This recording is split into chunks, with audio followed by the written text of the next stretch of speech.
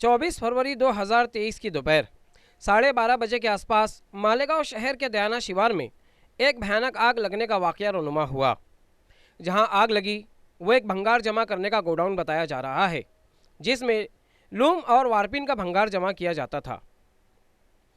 इसी के साथ साथ एक बाजू के कारखाने में भी ये आग फैल गई और अपनी मुश्ताल शक्ल इख्तियार कर ली।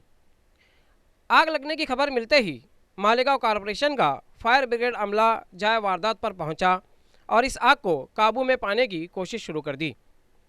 मुकामी अफराद ने भी इस आग को बुझाने में माआनत की।